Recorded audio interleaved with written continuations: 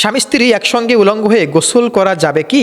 Sao সিজদা করার সঠিক নিয়ম কি? সম্মানিত দর্শক শ্রোতা ভাই বোন, আমাদের কাছে চমৎকার কিছু প্রশ্ন রয়েছে। তা হচ্ছে, স্বামী স্ত্রী একসঙ্গে উলঙ্গ হয়ে গোসল করা যাবে কিনা। দেখুন, অবশ্যই স্বামী স্ত্রী একসঙ্গে উলঙ্গ হয়ে গোসল করা যাবে, এতে করে কোনো সমস্যা নেই বা না জায়েজের কিছু নেই। তবে এখানে কিছু লজ্জার ব্যাপার আছে, এই জন্য আসলে এগুলো না করা উচিত বা উত্তম। কারণ আসলে কেউ না দেখলেও আল্লাহ তাআলা তো দেখতেছেন, এরকম একটা লজ্জা থাকা দরকার, বা ফেরেশতারা দেখতেছেন, এরকম একটা লজ্জা থাকা দরকার। এবং বিশেষ করে একে অপরের দিকে উলঙ্গ অবস্থায় তাকানো, এটা তো আসলে মারাত্মক একটা লজ্জার ব্যাপার। তো এরকম ভাবে গোসল না করা উচিত। তবে যদি কোনো ব্যক্তি বা কোনো স্বামী স্ত্রী অত্যাধিক ভালোবাসার কারণে তারা যদি চায় তারা একই সঙ্গে উলঙ্গ হয়ে গোসল করবে, সেক্ষেত্রে এটা নাজায়েজ বা হারাম কিছু না, গুনাহ হবে না। ইনশাআল্লাহ আপনারা করতে পারবেন, কোনো সমস্যা নেই। আশা করছি বুঝতে পেরেছেন। পরবর্তী প্রশ্ন রয়েছে, সাও সিজদা করার সঠিক নিয়ম কোনটি বা কি? সাও সিজদা করা টোটাল হাদিসের বর্ণনার মধ্যে পাওয়া যায় 3টি নিয়ম রয়েছে। একটা হচ্ছে আমাদের দেশে যেরকম করে আমরা করি, তা হলো লাস্টের বৈঠকে তাশাহুদ পড়ে একদিকে সালাম ফিরিয়ে তারপরে আমরা দুইটা সেজদা করি। সেজদা করার পরে আমরা আবার তাশাহুদ, দুরুদ শরীফ, দোয়া মাসুরা পড়ে নামাজ শেষ করি। এটা একটা। 2 নম্বর হচ্ছে